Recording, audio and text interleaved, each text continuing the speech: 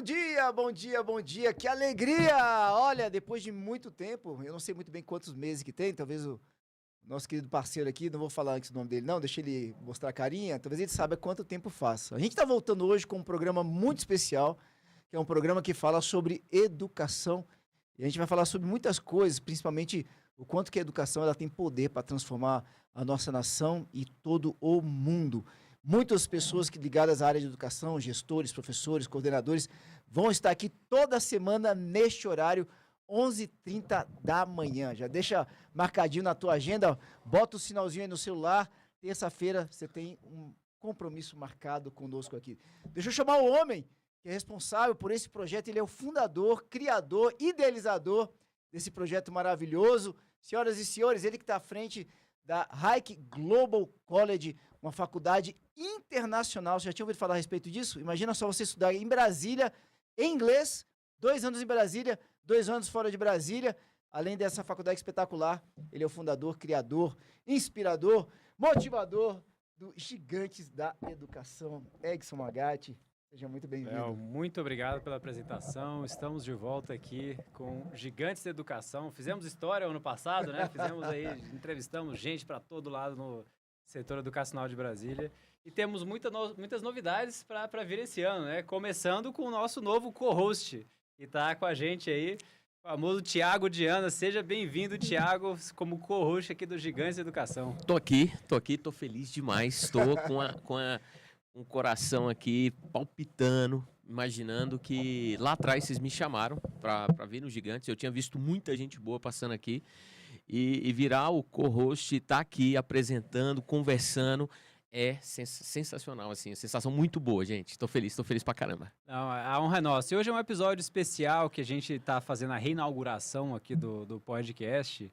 E a gente, o Diana tá aqui não como entrevistado, ele tá aqui como mais um para fazer parte mais um de nós. Mais um de nós para fazer parte da conversa, né? Ô, Egson, eu fiquei curioso de uma coisa aqui, porque quando o Diana veio aqui pela primeira vez, eu quero saber se a gente teve peso nisso de alguma forma. Porque o Diana ainda não era diretor da escola, ou já era? Eu era diretor adjunto. Ah, é verdade, adjunto. E foi pouco tempo depois eu virei diretor titular, verdade, eu acho que teve peso, hein? Acho que vocês me ajudaram nessa, acho que é isso. É, brincadeira, claro que não, claro que... É a gente que trouxe um convidado de peso que já tinha aí uma carreira traçada. Só essa parte era importante, para quem não te conhece, na área de educação em Brasília, é difícil que não conheça o Diana, você é muito querido na área de educação, muita gente te conhece. Agora, quem não é de Brasília e quem é de Brasília, que talvez não te conheça, você que puder falar da tua posição, né, como profissional da área de educação, tua jornada um pouquinho, só para a gente poder resgatar um pouco a nossa todo mundo se apresentar. Apresentação de todo mundo. Eu sou o professor Thiago Diana, sou diretor do Colégio Sigma, sou professor de História, sou professor de Sociologia e assim, um entusiasta na educação. Me amarro, continuo dentro de sala de aula, faço questão de seguir com meus alunos e aquilo ali me faz muito bem. Eu gosto efetivamente desse processo de transformação da educação e tudo que a gente consegue fazer no ambiente escolar. A sua formação é em História, né, Diana? A minha primeira formação, Edson, foi em História. Eu segui para Sociologia, depois eu fui para Ciência Política e concentrava a minha carreira em aulas de História e de Sociologia. Aí eu consegui entrar na gestão me tornando coordenador. Isso foi lá em 2015, de um colégio de ensino médio. E aí fui fazer Pedagogia também. Legal. Então são essas aí as formações. Todos os detalhes o pessoal pode conferir nos episódios que a gente já colocou atrás. Tá no YouTube, tá no Spotify. Inclusive a gente vai continuar colocando agora novos episódios lá, né? O pessoal quiser conferir tudo aí. A gente já fez muita coisa, né, Léo? No Gigantes. Quais são episódios marcantes aí que você tem de mente aí? Vamos lá, pessoal. Hoje é um dia de Remember aqui. Hoje o programa pode chamar Naftalina de hoje aqui. Cara, o primeiro programa ele é marcante. Né? A gente estava em um outro local, era um outro prédio, um outro estúdio. A gente tinha uma transmissão através de uma rádio aqui em Brasília. Aliás, eram 3 rádios que a gente transmitia ao mesmo tempo, não sei se você lembra. Lembro. 3 rádios Era FMs. 3 rádios? Eram 3 rádios, Caraca. cara. Era coisa. E a gente abriu o Gigante da Educação com o nosso querido amigo, o Rafael Pácios. Colégio Dromos. Lá do Colégio Dromos. Que baita início, hein? Foi gigante. E a mãe dele, eu acho que o Diana deve conhecer. Conheço. Ela teve também, eu acompanhei. Ela teve aqui? Teve Acho que com a ela teve gente. a Amabile, né? A Amabile. Amabile. É, Né, que ela já foi presidente do Cinep. do Cinep, que é o sindicato, isso, né? Sim, sindicato patronal. E ela era presidente da federação também, se eu não me engano. Esqueci o nome da federação. Mas é uma Ela sai federação do de Cinep e ela vai escolas para a também. federação que reúne os sindicatos de escolas De particulares escolas a nível de particulares Brasil, Que exatamente, legal. né, com exatamente. contato diretamente com o MEC.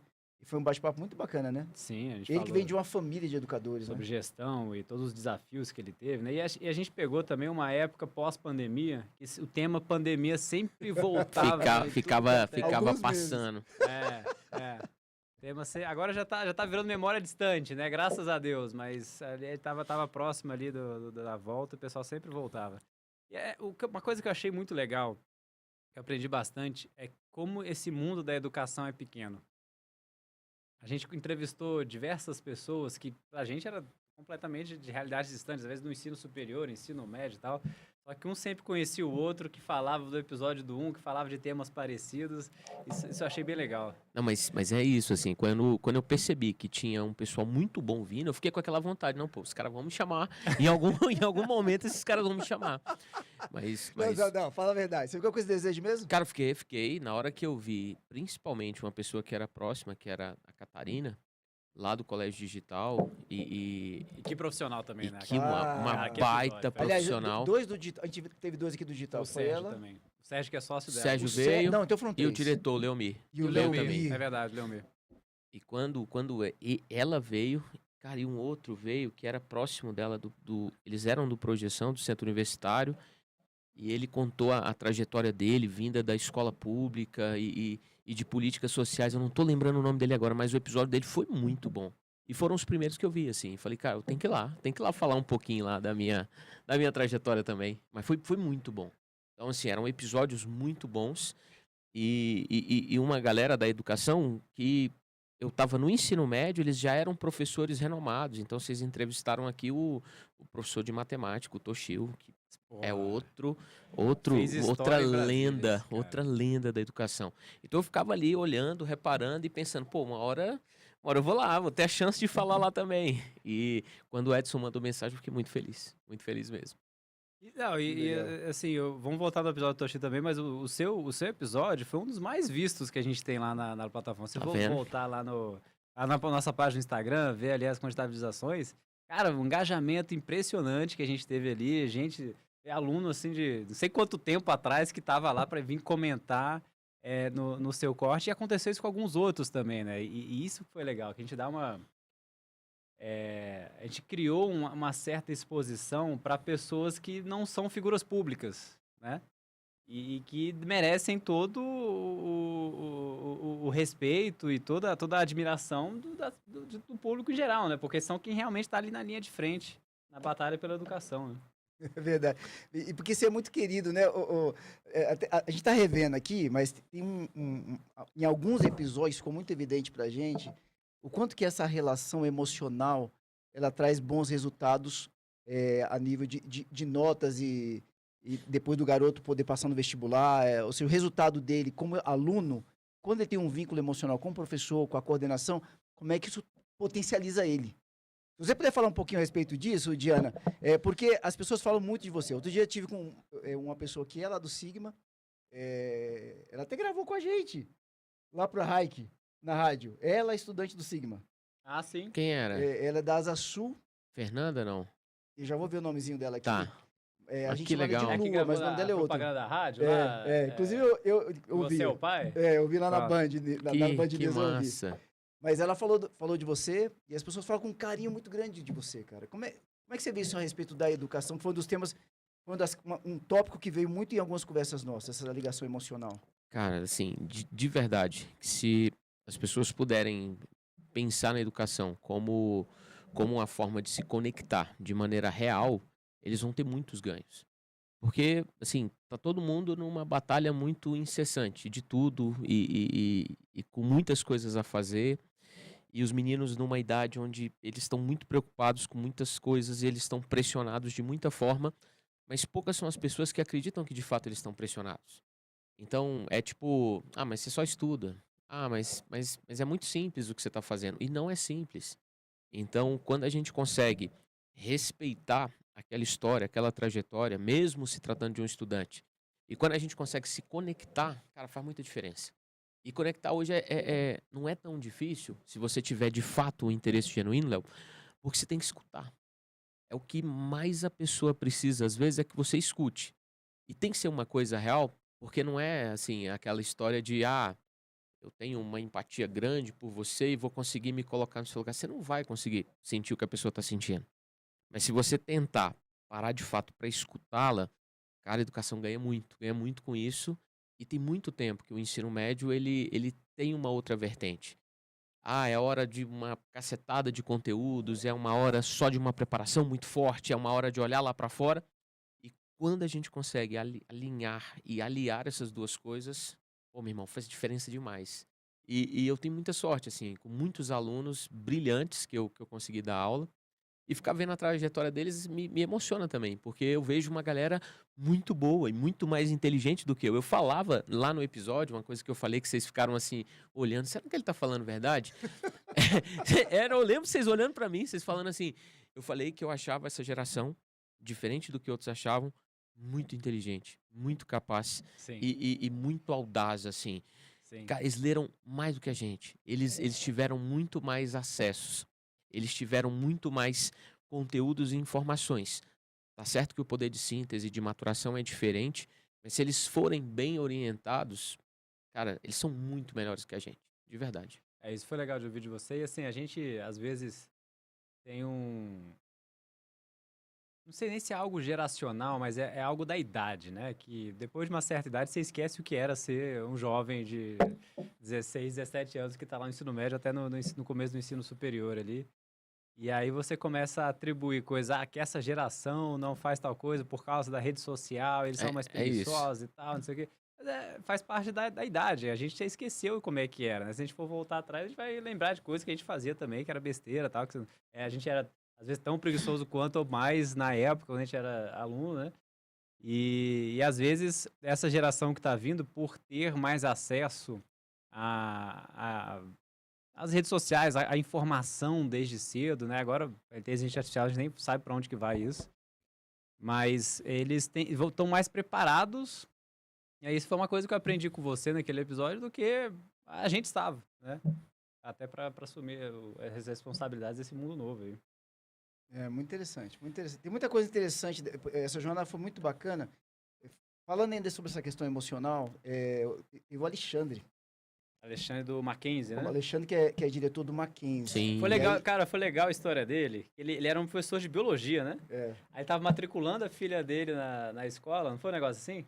Aí E tava ele não era de Brasília, veio para assumir uma baita escola. Ele começa a carreira em Minas, Juiz de Fora, depois vai para São Paulo, que São Paulo ele vem para Brasília. E é professor, palmeirense, ele tá? vira diretor. Palmeirense. Ele É é verdade. palmeirense, meus amigos. Ó, vou deixar aqui. Só falando que todo mundo se conhece aí, ó. Palmeiras vai continuar sem Mundial. Que é isso? Pior que eu sou palmeirense também. Ah, não! Eu não sabia aí, ó. Léo, Léo. Léo. Léo, fica quieto, Léo. Mas sabe o que foi muito bacana? Porque isso é uma característica muito forte em você também, Diana. Porque e alguns outros diretores que estiveram aqui, ou professores, talvez eu acho que quase todos, se não todos, o amor que eles têm pela instituição. Sim. O amor pela educação, mas pela instituição. E eu falo isso porque a gente vive um período onde as pessoas têm tido uma dificuldade muito grande de conexão. Nós estamos Sim. com dificuldade de conectar com os demais, mas uma grande dificuldade das pessoas se conectarem com as instituições das quais elas representam. Sim. Os chamados relacionamentos líquidos. E aí, se você puder falar um pouco a respeito disso também, Diana, porque quando eu estive lá no Sigma, a gente fez um material lá, cara, você falava do Sigma, de cada parede, de cada sala, como o pai fala de filho. E eu tive essa experiência lá com o Alexandre, eu fui visitar lá o Mackenzie, assim, ele falando de uma forma apaixonada. Né? Inclusive, quando eu estive lá no Sigma contigo, eu levei uma pessoa, uma parceira, e ela ficou doida com o Sigma. Mas eu também fiquei, e meus filhos já estudaram no Sigma. Só que a gente fica assim, mais encantado, porque tudo aquilo que você sente, a forma que você fala, como você vê, nos encanta também. Poder falar um pouco sobre a importância disso também, para que vocês possam entregar um resultado de excelência para a educação e as pessoas entenderem que existe muito amor nessa profissão, né? Sim. Eu acho que sim, muito legal ouvir isso, porque dá tanto trabalho e exige tanta dedicação que ver você falando dessa forma me deixa muito feliz.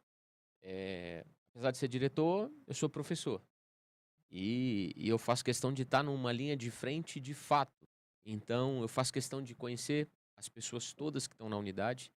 Eu faço questão de conhecer os espaços inteiros. Eu faço questão de conhecer os atrativos e os diferenciais competitivos que tem dentro da minha escola. E o mais legal é que você visitou, e eu sempre peço para as pessoas visitarem da forma que você visitou, com a escola em funcionamento. Porque aí você consegue ver a realidade da escola. Porque aí você consegue ver o que está acontecendo, você consegue ver o clima organizacional dos alunos, a felicidade das pessoas que estão ali, e se aquilo de fato pode vir a agregar para o seu filho, para sua filha, para um estudante que vai entrar ali. Então, eu de fato sinto isso. E, assim, eu comecei a dar aula, eu tinha 19 anos. Eu acho que o maior sonho que eu tinha era que alguém me escutasse. Irmão, peraí. Como é que você conseguiu dar aula com 19 anos? Cara, eu entrei com 16 na faculdade. Entrei com 16, eu terminei muito cedo, o primeiro curso, e a minha primeira experiência era em pré-vestibular. Então nem tinha ainda me formado e eu estava dando aula para pré-vestibular. E a galera tinha muito próximo à minha idade. Eu tinha 19, eles tinham 17. Então Caramba! foi a primeira grande experiência. E eu ficava pensando assim, cara, eu queria muito que as pessoas me escutassem, eu queria muito cuidar de uma grande escola, eu queria muito impactar um pouco o corpo docente, o corpo diretivo, o corpo gestor com as ideias que eu tenho para os estudantes. Porque, assim, o meu foco sempre foi o estudante. A minha ideia sempre foi fazer com que a experiência dele, o desenvolvimento dele, aquele momento que ele tivesse ali fosse de fato importante e marcante. Só que se você é só professor, isso é mais difícil. Conforme eu fui indo para as coordenações e ficando mais próximo da gestão, isso podia acontecer de uma forma maior. Então, você pegar uma coordenação que às vezes tinha uma atuação mais, mais, mais forte, num sentido mais quase só de uma cobrança ou só de uma austeridade, e você conseguir aos poucos mudar esse tipo de comportamento é muito legal. E as pessoas perceberem que não precisavam daquilo. Igual, assim, um dos temas mais discutidos na educação hoje tem a ver com disciplina em sala de aula. Uhum. Disciplina em sala de aula é, junto com inteligência artificial, o grande tema dos grandes congressos internacionais da educação básica.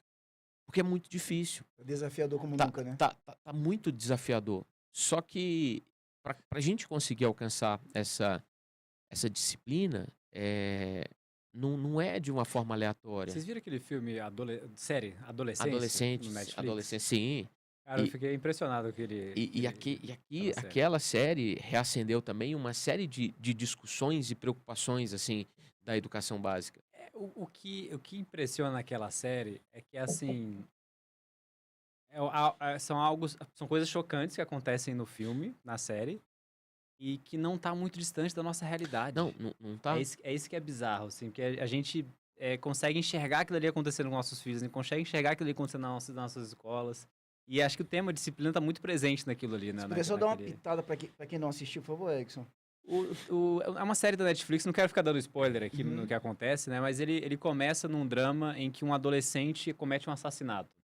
E aí ele fica, em torno desse adolescente, ele fica passando pelos momentos ali de drama mesmo, né? De como é que a família reage, como é que a escola reage, como é que tudo em volta do adolescente.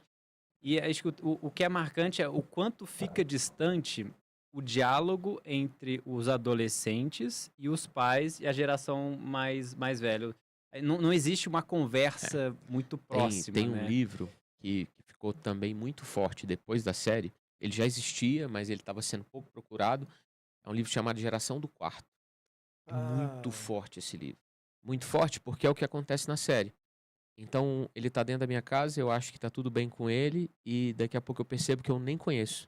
Eu não conheço o que ele acessa, eu não conheço o que ele faz, eu não conheço o tipo de conteúdo, às vezes nocivo, um conteúdo violento, e eu vou deixando, porque dá menos trabalho lá dentro do quarto, e isolado, e na própria vida, e ele vai perdendo as interações que ele teria que ter tido uma Tá vida aí. inteira com a família. E agora dentro do quarto ele tem acesso ao mundo, né? E a- Diferente da nossa geração, né? Isso. E às vezes o jovem está passando por um sofrimento, coisas que são muito pesadas na vida dele e que pra gente seria corriqueira, né? Tipo um bullying ali, uma menina fazendo graça dele e tal. É que pra ele é o fim do mundo aquilo, que ele tá tratando como se fosse algo astronômico. E ele não tem pra onde expressar aquilo e às vezes fica preso na realidade dele, né? Foi isso que eu tirei muito do filme. E aí eu via bastante ali nas escolas e eu conseguia me colocar como papel do professor de ter uma turma indisciplinada ali que você falou, pô, tá fugindo do controle aqui e os meninos fazendo bullying, tratando uma situação muito séria como se fosse uma brincadeira tal, e os professores não conseguiam se controlar. Então é por isso que eu lembrei do tema da disciplina ali, né? E esse tema da disciplina, você só constrói se de fato tiver intencionalidade. E você constrói disciplina com os combinados e sendo implacável em relação a algumas questões. E é como se você não pudesse deixar passar. É como você tivesse que constranger um comportamento que é ruim, que às vezes você deixaria passar. Sabe aquela ideia assim? Tô dando a aula e tem alguém que tá fazendo uma coisa que é pequena e eu deixo passar essa coisa pequena. E essa coisa pequena, que era só falar com um do lado, jogar uma bolinha de papel do lado, vai se tornando uma coisa tão comum e tão normalizada que depois eu não consigo.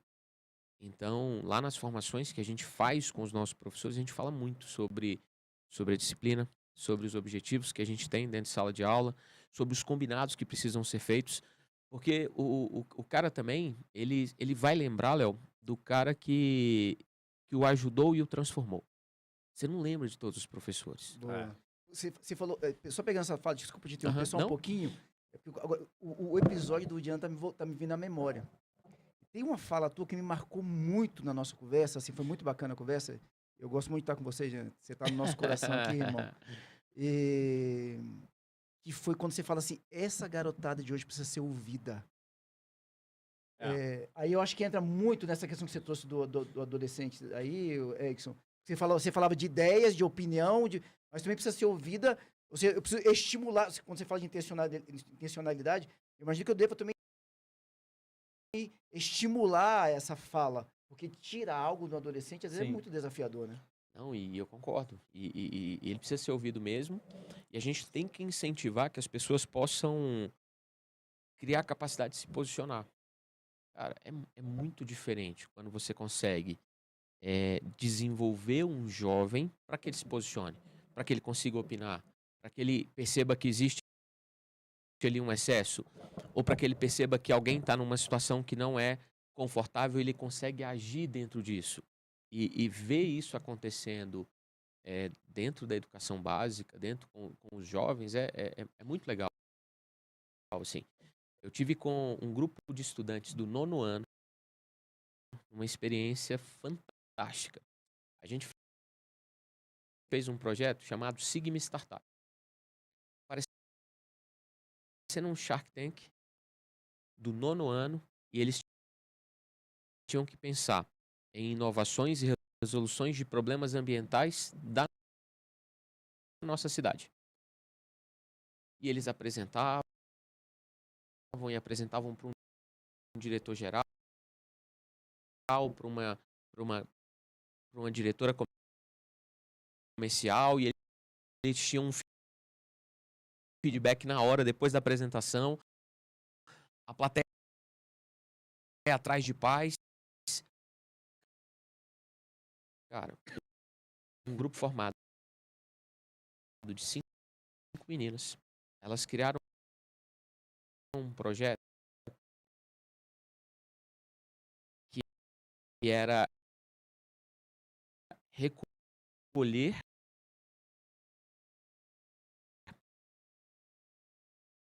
é,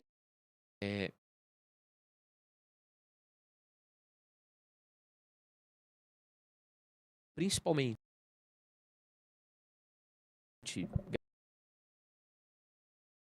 garrafas PET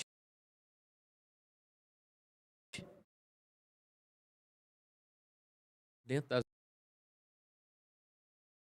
Asa Norte.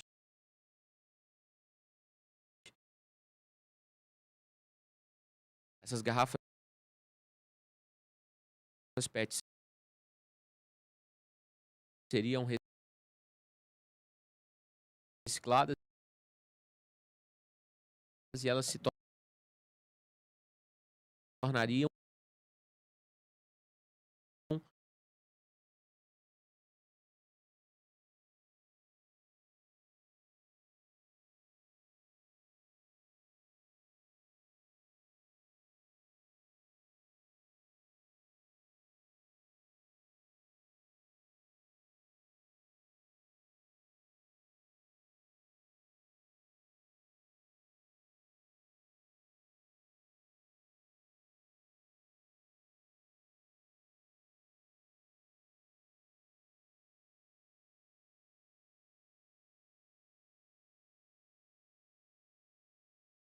é,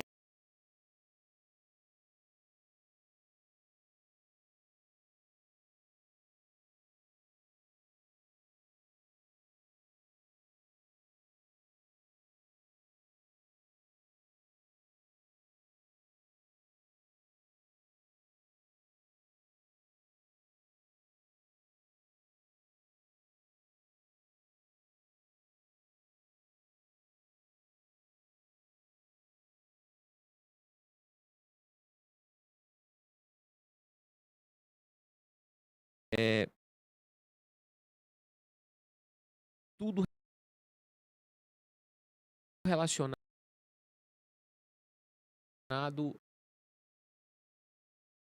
a animais abandonados.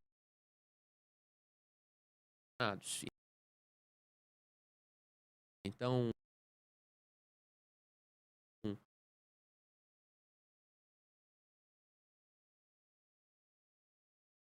a casinha, a partir daqui,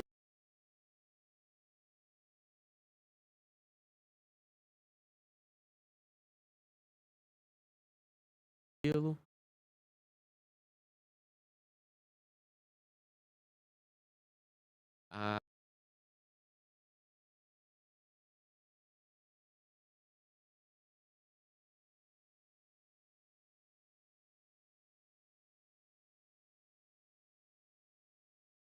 a,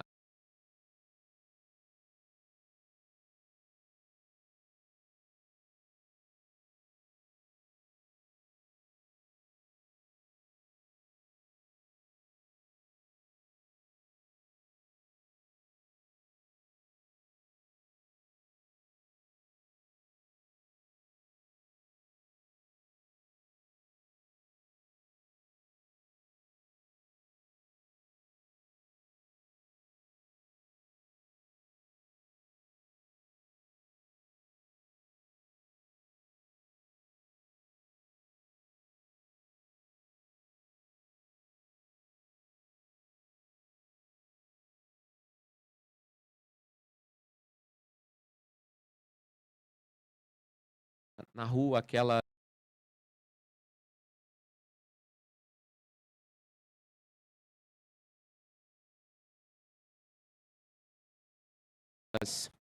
aquele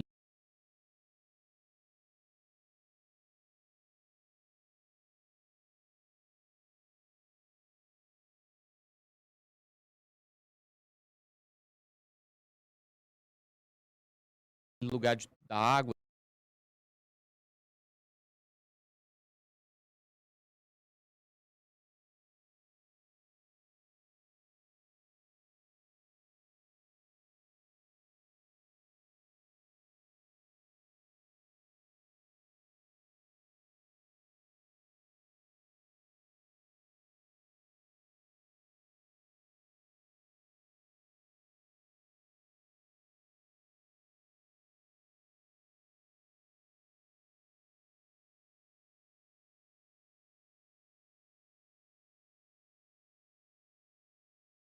recebo, por exemplo, na minha escola, estudantes de 2 anos. Você tem noção? É. E na minha vida inteira eu fiquei muito pouco próximo do infantil. Cara, hoje é o lugar que eu mais aprendo. O nível de envolvimento, o nível profissional, o nível de criatividade das professoras desse segmento e desses alunos, cara, é um negócio assim impressionante, que você só consegue perceber com você vivendo. Então, aí eu fico imaginando hoje que eu sempre fiquei pensando mais no ensino médio, sendo professor do ensino médio, e eu fico pensando que cada vez mais eu tô conseguindo fazer uma trajetória com alguns de que eu acompanho desde muito pequenininho. Pô, imagina o cara que tá no infantil, que eu acompanho no infantil, quando ele Você chegar no vê, ensino médio. Então, assim, isso é E o muito, impacto que você teve na vida daquela pessoa, né? isso é muito marcante. E é legal também a coisa do estereótipo que às vezes o estudante tem. Então, ele às vezes pensa num outro tipo de diretor. Ele às vezes É. pensa num outro perfil de É. atuação. E quando ele me vê dentro da sala, e quando ele me vê nos corredores, e quando ele me vê próximo das professoras, para ele é muito impactante. Então, esse tipo de construção faz muito sentido. Faz muito sentido, e principalmente quando ela é real, que o moleque e o estudante se sente bem. Um tema comum que a gente vê é a paixão que os educadores que conseguiram um destaque têm aqui, quando eles trazem, né? É uma coisa comum em quase todas as pessoas que vieram no Gigantes têm essa paixão pela educação, né? Um tema muito marcante que a gente tem Eu percebido. ia até pedir se o Sildiano pudesse falar um pouquinho a respeito disso, porque o Skip, duas coisas que eu lembrei aqui. Ele como diretor, né? Porque é muito comum assim, não se comportou, vai passar do diretor. É isso. É bronca. Mas ele conta assim que ele andava nos corredores e era comum as crianças saírem pra correr pra dar um abraço nele. É. Ele era o grandpa. Era o vovô da galera, assim. E aí ele conta a história dele, porque ele é pastor evangélico, pastor protestante. Ele trabalhou por boa parte da vida dele com dependentes químicos. Caramba. É verdade. E aí, o que ele conta aqui na conversa com a gente? Ele falou, eu já cheguei no depois. Quando eu chego, o adolescente, o jovem, já está no fundo do poço. E boa parte deles eu perco. Porque uma vez que entrou no vício, para poder se libertar é muito desafiador. Poucos conseguem essa verdadeira libertação. Então, ele vai para a educação para trabalhar na prevenção. Como todo, né? Uhum. Então, ele já chega na sala de aula, ou já chega na área de educação com uma missão muito clara daquilo que ele tinha para fazer a respeito de ser humano e a respeito de mundo. Se você puder falar um pouquinho a respeito disso, o professor ele já precisa chegar assim, ele já precisa trazer isso nele, isso faz toda a diferença. Como é que você percebe isso, Diana? Imagina que talvez seja até um tema que vocês trazem quando vocês estão com outros educadores juntos. Fala um pouco pra gente, por favor. Cara, são muitas pessoas, são muitas histórias, são muitas famílias, e os perfis são muito, muito heterogêneos. Então a gente tem que lidar com uma gama muito forte de crianças, estudantes, pessoas. Quando eu tenho um professor que se preocupa de verdade, uma professora que se preocupa de verdade, muda tudo. Muda tudo porque ele conhece a criança, ele conhece o que aquela criança precisa, ele sabe como acessar cada uma daquelas pessoas. E eu não falo disso só para os pequenininhos, porque a gente sabe também como acessar.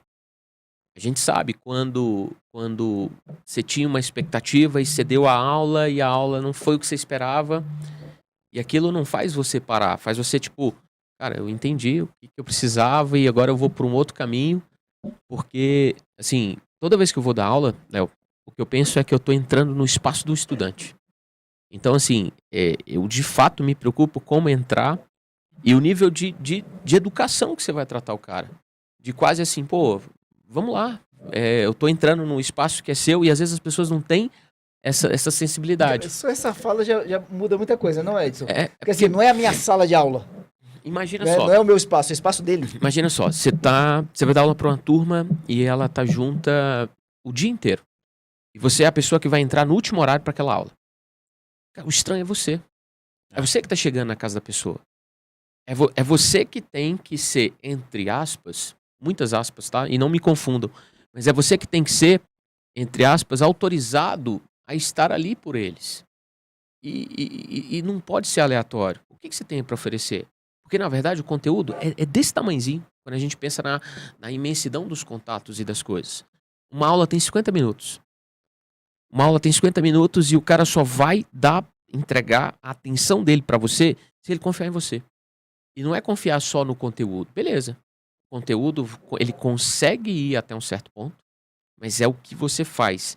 é o que você consegue demonstrar. É o quanto aquela pessoa se sente melhor depois de um contato com você, que faz com que ele olhe para você cara, eu confio nessa pessoa, eu vou olhar para essa pessoa, eu vou atender essa pessoa. Eu passei por uma atividade muito legal lá com um segundo ano. Eu tô com eles desde o ano passado, eu participei de um evento deles chamado Cerimônia da Letra Cursiva. É um momento simbólico onde eles, a partir daquele momento, só podem escrever com a letra cursiva. Cara, é enigmático para eles. Receber uma carta da família, ler uma carta em letra cursiva e aquele momento marcante que a partir daquele momento ele só vai escrever em letra cursiva. Desculpa, eu tô com eles desde o ano passado. Aí esse ano eles estão estudando meios de comunicação. Aí, olha que massa a ousadia da professora e ela não combinou comigo. Pessoal, existem muitos meios de comunicação. Explicando, e tem um computador na sala. Existe um meio de comunicação por e-mail. Eu me comunico com o diretor por e-mail. Aí ela me manda um e-mail acreditando que eu fosse olhar e solicitando a minha presença na sala um determinado horário. Cara, que Tudo ao parada, vivo ali. que parada fera. Ela me mandou acreditando que eu ia olhar e que eu ia conseguir um tempo na agenda e ela dava lá um período. Isso aconteceu tem um mês. E você tava no computador? Sensacional. Aí eu tava no computador na minha sala, vi o e-mail e falei, cara, esse negócio aqui é fake news, não é possível.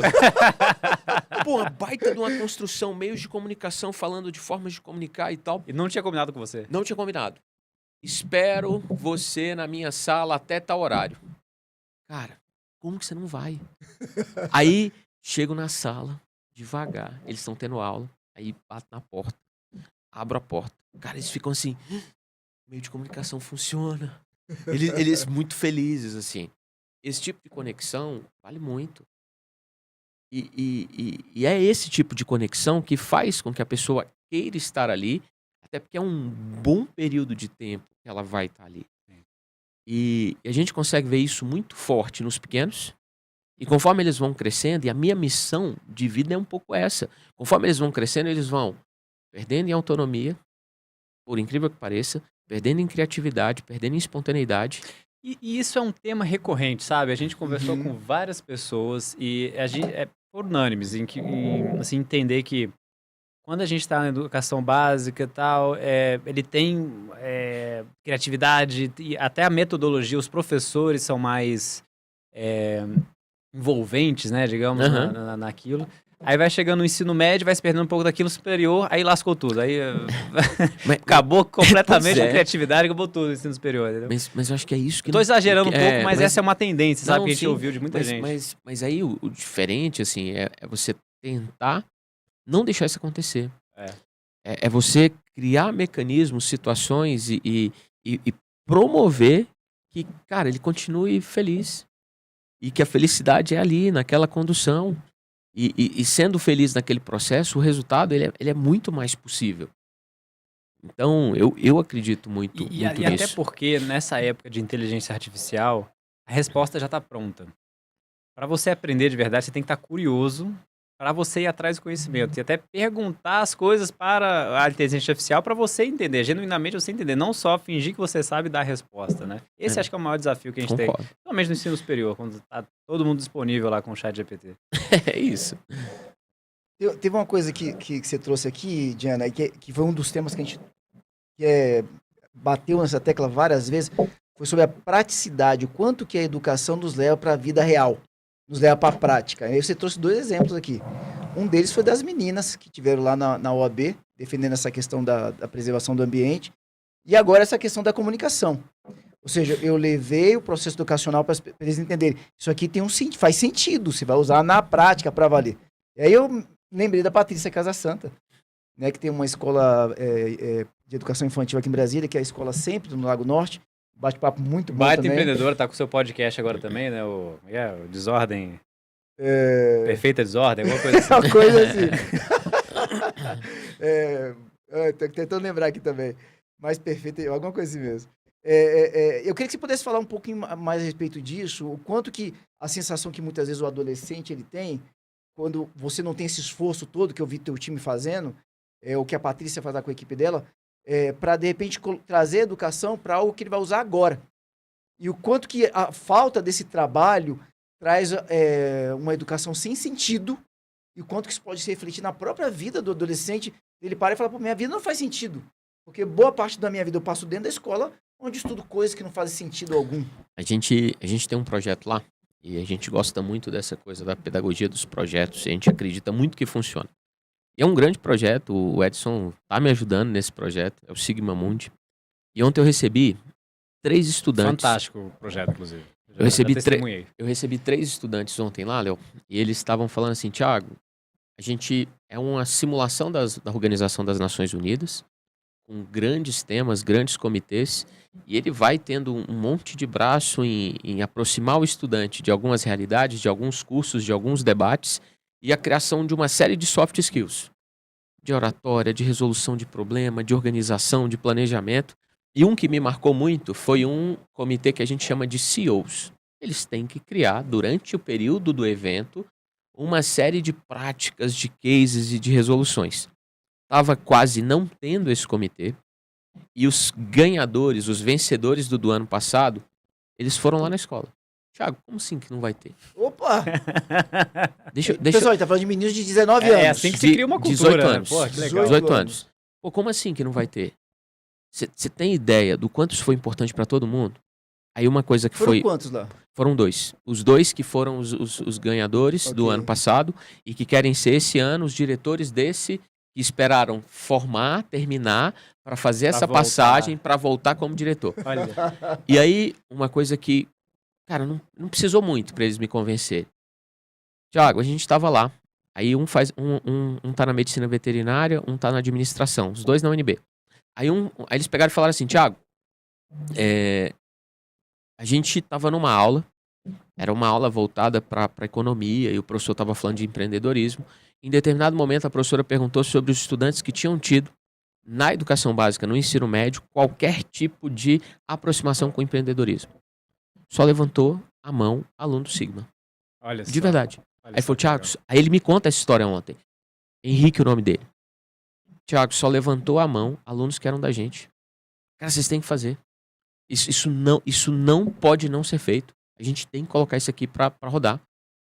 Aí eles escolhem 30 pessoas se dividem em 2 grupos e eles ficam fazendo uma série de atividades voltadas para liderança e gestão. Muito fera. Que legal. Aí eles têm uma divisão, Léo, que é entre um centro de treinamento e uma arena.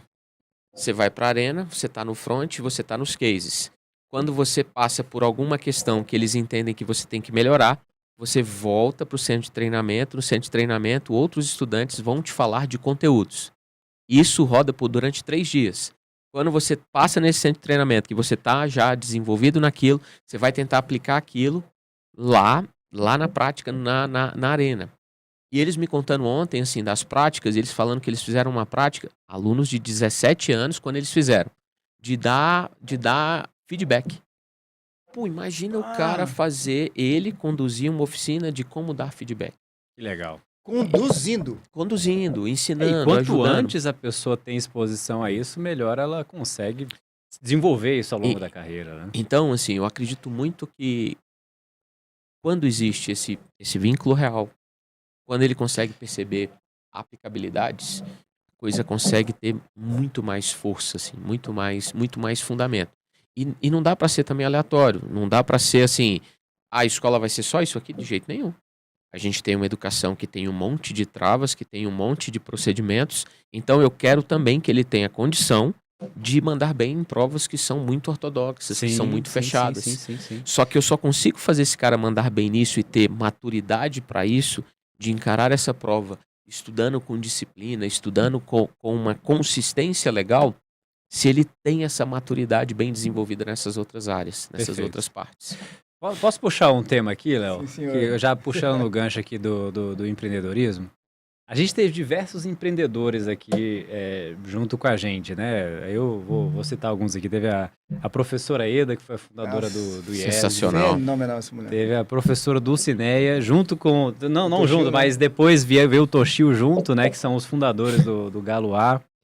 Teve o Jorge Manzur também, que é o fundador da... Leonardo. da Vinci. Leonardo Que da cara Vinci. incrível também, viu? Teve diversos outros aqui que eu não tô lembrando de cabeça. Teve a Catarina com o Sérgio, que foram E Do digital. do digital, que contaram a história de como eles fizeram junto com o professor Oswaldo, né, que foi o fundador do Projeção. Enfim, teve muito episódio de empreendedorismo. Aí eu queria perguntar para você, Léo, você como apresentador, tá perguntando para todo mundo, mas eu queria te fazer uma pergunta agora também. Né? Ai. Fazer pergunta é você responder. O que mais você aprendeu com esses empreendedores, se você puder aí resumir essa trajetória entrevistando os gigantes sobre empreendedorismo? Você também como empreendedor aí na área de comunicação. Cara, falando de educação, o que mais mexeu comigo foi a falta de percepção de quem está no mercado, na área de educação, e de quem não está no mercado, das oportunidades que tem na área de educação. O quanto que educação, falando de negócio, agora de business, Isso. o quanto que educação é um baita de um business para quem quer atuar no Brasil e para quem quer atuar fora do Brasil. O quanto que é um mercado que tem uma carência muito grande de bons profissionais e essa carência tende a aumentar. E quem está entrando agora na área de educação, de uma forma, pode ser um cara que vai estudar história ou vai fazer pedagogia, se ele enxergar da proporção de que do nível de oportunidade que ele tem a nível de negócio, de carreira, de profissão, se ele abraçar isso com muito amor, o cara vai muito longe, vai ter muito sucesso. Diferente muito porque a gente tem uma mentira no Brasil. Aham. Qual mentira? Eu vou dizer que é uma mentira porque, assim, existem pessoas que têm sucesso e financeiramente têm sucesso. Quando as pessoas dizem assim, cara, professor no Brasil não ganha dinheiro. E assim, pode ser que boa parte não ganhe. Mas assim, se você for o Diana... Mas a gente teve professor... O Toshio é um exemplo dele. É desse que o Toshio, talvez há uns 20 anos, ele já ganhava na casa de 25 mil reais no Brasil, que hoje se a gente botar a inflação, seria uns perto de 40 mil reais. Então, assim, e abrir uma escola de ponta aqui em Brasília.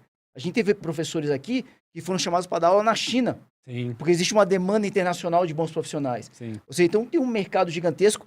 Se a gente for pegar Sigma, Objetivo, o próprio Galois, a gente tem uma escola hoje que está muito forte a nível de único. São também. escolas que surgiram de professores que resolveram empreender. E se você pegar a história de...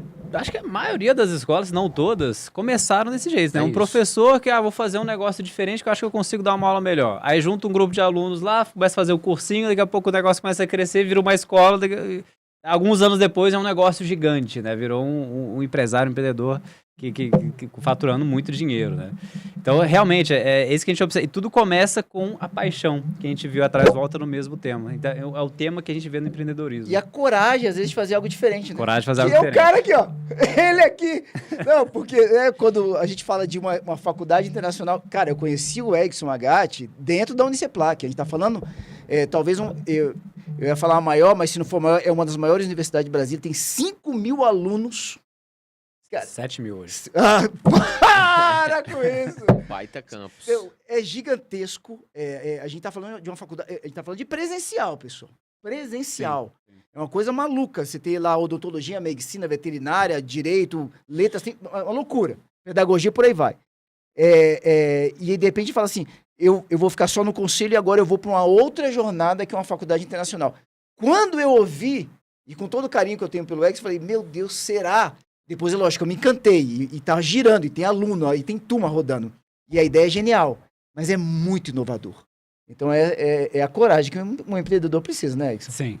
Coragem e atitude, acho que é o que mais precisa, né? O resto vem no caminho, mas a coragem tem que preceder todo o caminho do empreendedor, com certeza. Quer aproveitar e trazer a pergunta do patrocinador? Vamos lá, já que tocou no tema da Hayek, né? Vai pros dois aqui. A Hayek? Não é Hayek, Hayek Global College. Tem até a nossa propaganda na rádio aí que já escutou, né? Mas, então vamos lá, sobre a importância, pode ser para os dois aqui. Qual que é a importância que vocês veem na internacionalização para um ensino de qualidade? Vai ser um tema recorrente que a gente vai tratar do nosso patrocinador. Léo, com você primeiro. Internacionalização e um ensino de qualidade. Cara, eu morei fora do Brasil, né? Que fera. Boa parte. Eu saí do Brasil, estava na 7ª série. Quando eu volto pro Brasil, já é para faculdade. Eu vou falar da tua matéria. Eu morei em Portugal 4 anos. Você imagina, eu chego na 7ª série em Portugal, Edson. Eu na sala de aula. Aula de história. Foi a minha professora preferida em Portugal, foi uma professora de história lá. E eu amo história, cara. E aí eu tive uma percepção, assim, o quanto que muda a tua jornada e a tua percepção de mundo e a tua percepção do outro quando você senta na cadeira diferente da sua. Porque quando você vai para Portugal, o que eu estava acostumado na história aqui do Brasil? Que os portugueses vieram para o Brasil, pegaram tudo que era bom nosso, o nosso ouro, o café, a cana, por aí, levou isso para Portugal, ou seja, os ladrões. Os portugueses vieram para cá e roubaram as nossas É coisas. o que a gente escuta, né? Agora, quando eu estava lá em Portugal, eles contam a história com uma outra perspectiva. Isso, gente, parece que é pequeno, isso muda muita coisa na tua percepção de mundo. É só um pequeno exemplo. Então, quando eu estive lá e sentei na cadeira ali, eles mostravam Portugal que abriu, por exemplo, o Brasil para o mundo, as Índias para o mundo, boa parte da África para o mundo. Eu vi um Portugal gigante, um grande conquistador com um papel E que fundamental foi mesmo. para o mundo, para a humanidade. Pensar um paizinho pequenininho daquele, né, dominando o mundo. Então, assim, é um pedacinho da Europa, esse aqui, pessoal, o tamanho do Piauí, mais ou menos. Pequeno. Verdade. E aí você passa a ter uma outra perspectiva a respeito de Portugal. Então, só essa virada já foi muito importante, fora outras experiências que eu tive. Depois eu fui morar em Assunção, no Paraguai. Eu fiz meu nível médio em Assunção, no Paraguai. Fiz em espanhol, toda vindo por acá. E aí fui estudar em Assunção, e eu posso dizer para vocês, eu conheci boa parte do mundo. Talvez a Assunção do Paraguai seja um dos lugares do mundo que você tem uma das melhores qualidades de vida. Eu não estou falando de acesso à cultura, que nem você tem na Europa, eu conheci boa parte da Europa, mas se você quiser ter uma vida tranquila, uma boa vida... Cara, Assunção é uma cidade espetacular, que não tem nada a ver com a fronteira, que o pessoal está acostumado com a bagunça que é a fronteira. E que é um país que tem aberto portas para muitos empresários brasileiros, e muitos têm ido para lá, mas não só brasileiros, argentinos, chilenos. Cara, na minha sala de aula tinha pessoas do mundo inteiro. Tinha colegas da China, Japão, Coreia, Brasil, sem brincadeira, Argentina, Chile. Era impressionante. Era uma sala de aula de paraguaios, mas de um colégio padrão do Paraguai, mas com alunos de diversos lugares do mundo, porque assim é o Paraguai. E eu falei, cara, esse país aqui é encantador. E todo brasileiro que eu conheci lá, eu conheci muita gente, filhos de embaixadores, meu pai era gerente do Banco do Brasil, de pessoas que estavam em missão diplomática pelas Forças Armadas, todos apaixonados por Assunção, apaixonados pelo Paraguai e um desejo muito grande de permanecer lá. Mas a visão que a gente tem aqui do Paraguai qual que é? Muamba. É isso. Então, assim, só a percepção de mundo de cara já vale muito. Sim. Tem muito mais coisa, é claro. Cara, eu concordo muito. Acho que cada vez mais esse tipo de aproximação faz a pessoa ser melhor. Então, você ter a chance de estar aqui e se aproximar de professores de um outro país, de uma outra cultura, e você tá de uma maneira remota, perto de outras tantas visões, de outras tantas formações, assim, muda tudo. Então eu acredito muito que essa internacionalização, essa aproximação, essa difusão de cultura e de conteúdos e de possibilidades faz a pessoa melhor. Acredito muito. Só um detalhe aqui, desculpa ter partido nesse ponto, porque às vezes a pessoa quando ouve assim, mas qual que é o valor disso? Cara, e tem um valor tão grande, porque a gente vive mais do que nunca, isso sempre existiu, tá, pessoal? A questão das fake news. Agora, manipulação através de um político, através de um canal de comunicação, nós sempre fomos manipulados de alguma forma. Cada um está buscando o seu interesse. Nesse momento que você abre a tua visão e você experimenta uma outra perspectiva de mundo, você começa a se tornar um crítico. Sim. Mas não é um crítico, eu tô aqui falando mal de tudo. Não é isso. Você começa a se perguntar, será? E esse será faz uma grande diferença. Isso é muito verdade. Não adianta eu ligar no rádio ali e ouvir a CBN ou ouvir a Band News, né? Um é mais para a esquerda, o outro é mais para a direita. É a realidade, né? Agora, eu preciso ouvir tanto um lado como o outro, como será? Esse lado crítico é muito importante. Esse é um excelente ponto, Léo. Faz até pensar, refletir sobre algumas coisas que eu vivenciei, tanto em discussões quanto na própria Hayek, né? E tão importante quanto o brasileiro ir para os Estados Unidos ou ir para Portugal é também o português conhecer a realidade brasileira. Porque às vezes o português não conhece esse lado de que, Portugal levou coisa do Brasil, foi para lá tal, e só conhece o lado do conquistador europeu, que realmente aconteceu, mas não tem o lado da outra realidade. A vez se o americano conhecesse um pouco da realidade, e como é que é o Oriente Médio, como é que é o muçulmano ali, até religião diferente e tal, mas é uma pessoa do outro lado que está ali. Será que o mundo não seria um lugar mais pacífico se a gente conseguisse juntar mais essas culturas diferentes, as pessoas até enxergarem as coisas de um ponto de vista diferente, né? Eu lembro de experiências no MBA que foram muito... MBA é o curso que a gente tem lá na RAI, que juntou alunos de vários lugares do mundo, né?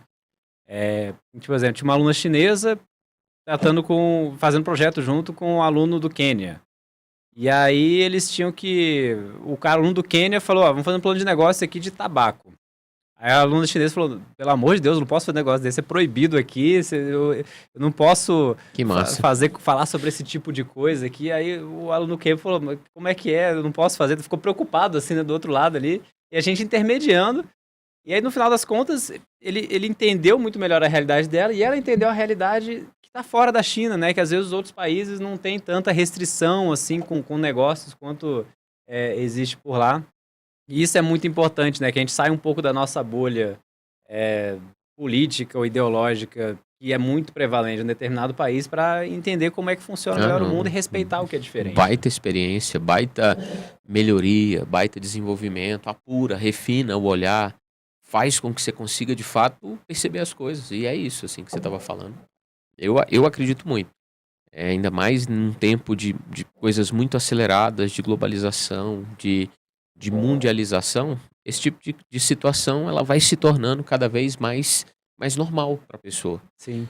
Tá cada vez mais fácil a gente se conectar com as tecnologias, com a globalização com o mundo, né? Então, por que não, né? Por que não? Simbora! Dizem por aí que tudo que é bom dura pouco. Acho que é um tema recorrente. Todo episódio do Gigante sempre passa muito rápido, né? É muito rápido. Coisa errada nesse relógio. Eu tava assim hoje, será que vai ter assunto? A gente vai fazer uma recapitulação do Gigante. Sabe que a gente vai falar aqui? De novo, a gente tá cheio de assunto aí. Já acabou. Confesso que eu tive a mesma dúvida, Edson.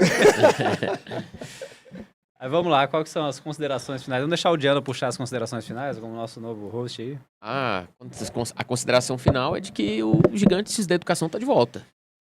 Discussões sobre educação básica, sobre o ensino superior, sobre tendências, conhecendo pessoas. Eu acho que o Gigantes da Educação tem um grande papel daqui para frente nas próximas semanas.